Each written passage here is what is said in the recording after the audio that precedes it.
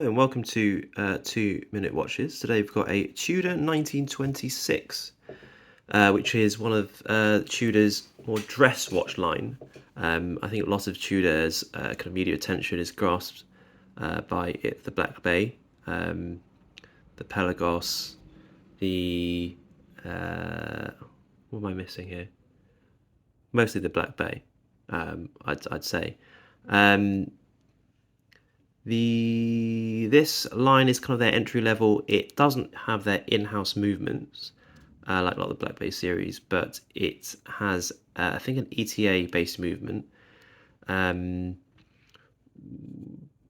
it hits around I think they go for around 1800 new, whereas for example a Black Bay 58 will go you about 3600 maybe, so about half the price of a Black Bay. They do a 36, a 39, and a 41mm variant. This is a 39mm case. I think in the UK they only do 41, and I think maybe in Asia they do 36 as well, so it's a bit regional. I think in some countries in the Far East this line is a bit more popular. I think people wear more dressy kind of watches, which is why things like the Omega DeVille, the Globemaster sell really well in Vietnam, China, places like that. In the West, it seems very much the sports models seem to reign supreme. But in any case, I think if you were looking for a Tudor watch, if that was your aim and ambition, this is quite a cheap way to get into it. I think actually before I say anything else, actually the DeVille and the Tudor, the Omega DeVille and the Tudor 1926 has like a slightly bigger than usual logo as a proportion of the overall dial. I wonder if that's aimed at Eastern markets who just want to show off like a Swiss brand. Because look at that kind of size of that Tudor relative to the whole case. Just a thought. It comes in a white and gold, which is this variant. It also has a black dial with silver indices, but also the same white waffle dial with a blue indices. I think they call it opaline. I'm not sure what opaline is. So yeah, that's that.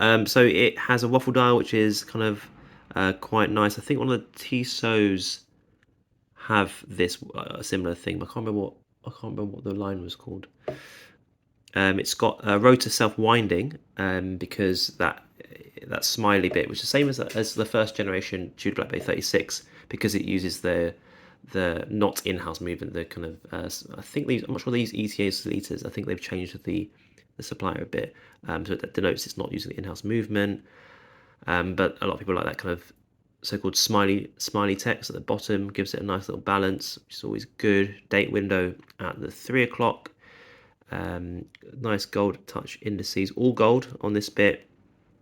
The markers have Arabic numerals at the even numbers 2, 4, 6, 10, and 12. That is a bit unusual. Obviously, a lot of them are kind of 3, 6, 9. You see that in the Explorer and the Rolex. You see that in some of the Longines models.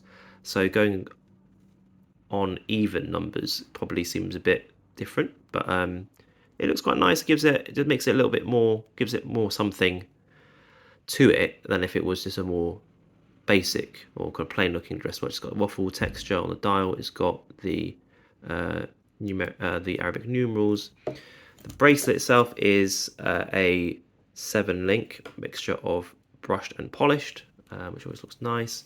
And you've got a Tudor signed clasp there. So overall, nice package. I think it looks very striking.